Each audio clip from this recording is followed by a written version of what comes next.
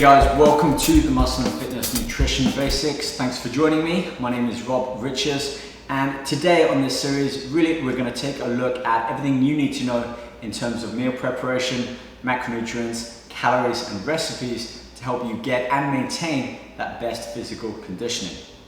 First off, we're going to be looking at 6 meals today, starting from breakfast, snack, lunch, a snack 2, post-workout and an evening meal. We're going to show you variations of these recipes, as well as look at the exact amount of protein, carbohydrates and fats that make up each of these recipes. Now before we get started, I've got an example of the Muscle and Fitness Nutrition Basic Plan here. This is what you can get a copy of in the ebook, and I just want to break down really what we're looking at, because I can show you recipes all day long, but it's important that we have the right amount of protein and calories within each of these meals at specific times, and we'll address these later on throughout the videos.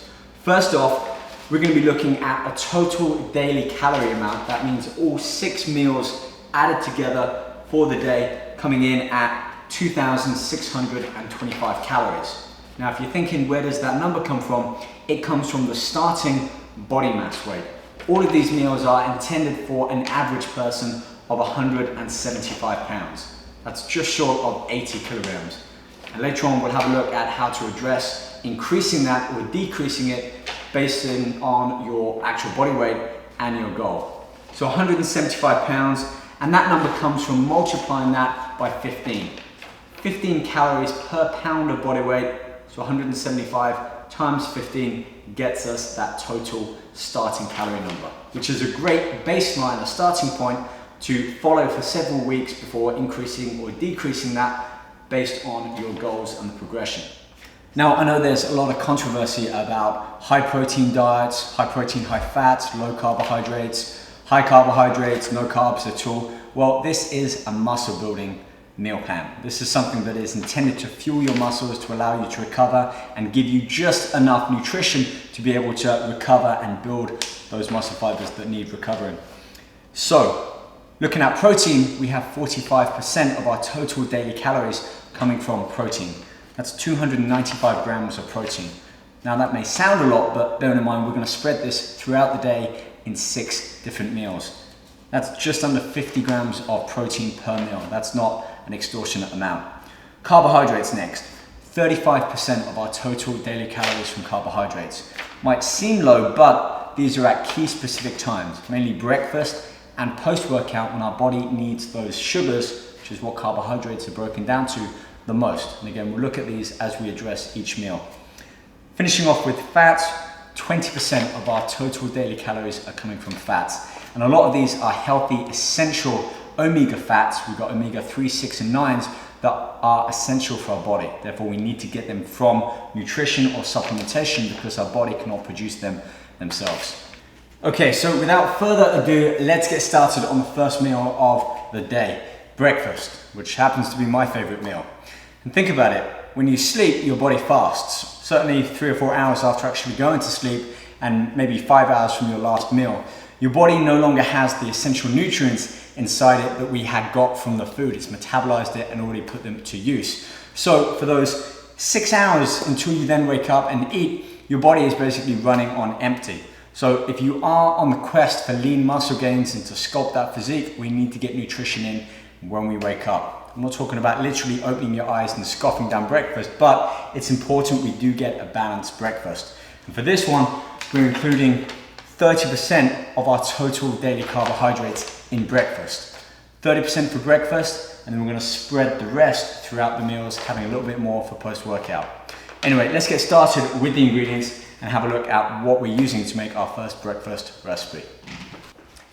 A big part of our daily food prep is preparation. It's important to have all of your foods prepared and ready cooked, ideally, if you want to be able to consume them at regular intervals and actually not waste time cooking and making foods each and every time you need to eat. For breakfast, this is what I've already got laid out, and we'll have a look at the numbers as we go. Carbohydrates, we have 60 grams of gluten-free oats. The reason I'm using gluten is gluten is a type of amino acid that many people are actually intolerant to. And when you are defining those abdominals, I found in the past they can cloud that lower section of the abdominals. So switch to gluten-free and hopefully you should see that flatten out. Moving on to our protein.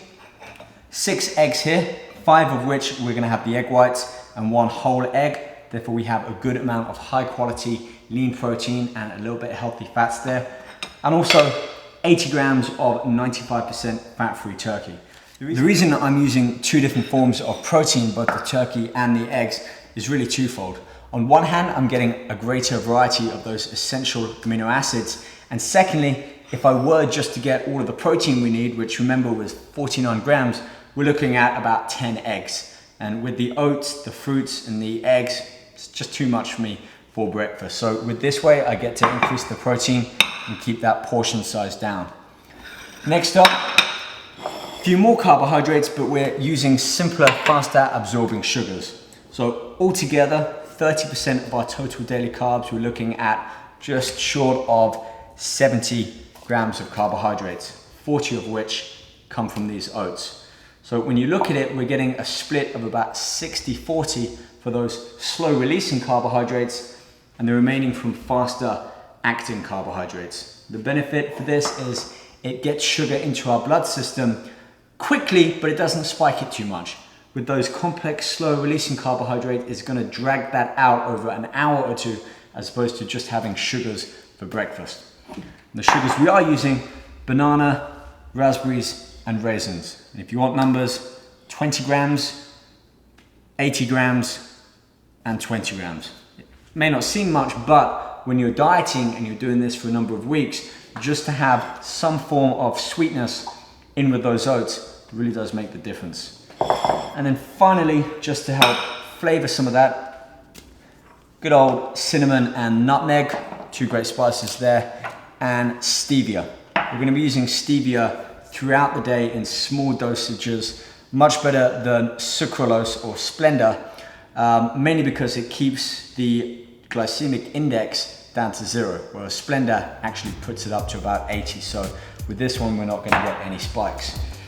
All right, enough talking. Let's get started on the recipe. So we have our small cooking pot there and 2 other pans.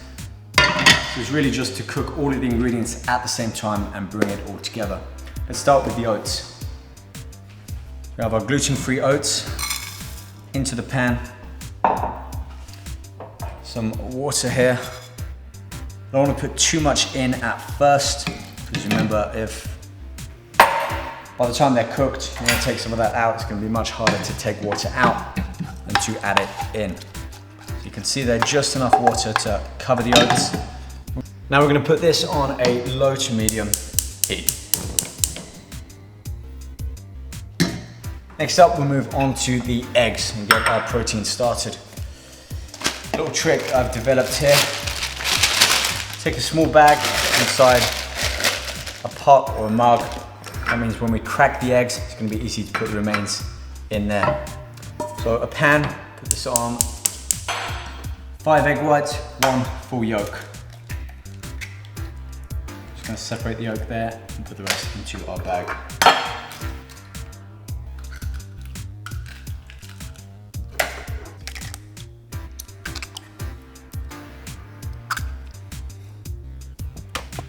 And the last one, put the entire egg in. Right, let's whisk everything up.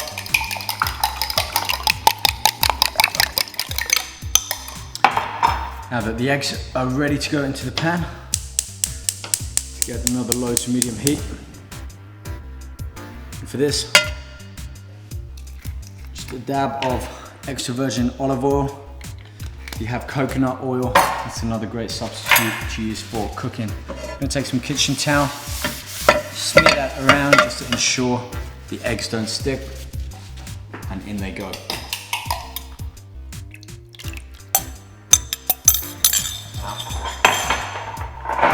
As they're cooking, I'm just going to add a little bit more flavor, some red pepper, cayenne pepper, sprinkle there, and I think same goes for dill. Balance it out with some herbs and some spices there. Finally, we have our third pan here. I'm going to get Yet again, a low to medium heat. Use the rest of our olive oil and take our ground turkey. Start to cook this.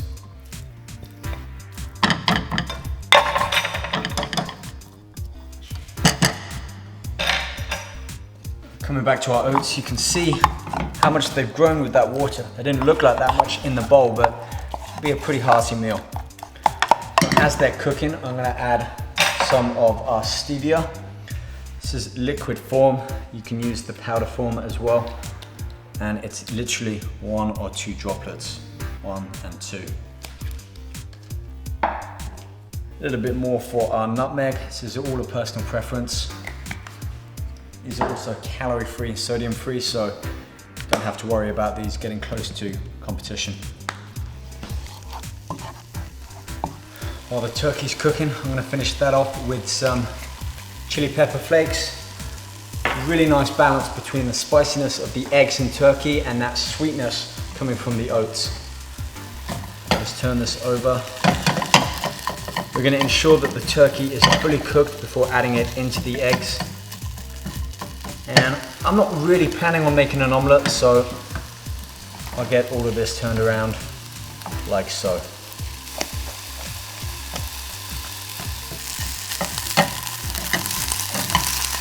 Add the turkey now into our eggs. Final thing that needs to be done, I'm gonna add the raisins into the oats just to help soften these up. Before then plating everything and adding the final touches. Alright, let's get everything plated up. So have our bowl for the oats.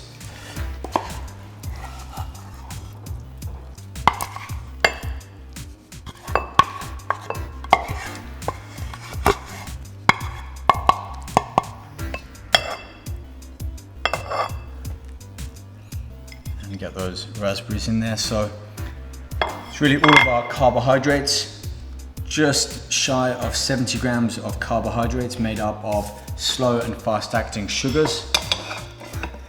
This is our 49 grams of protein.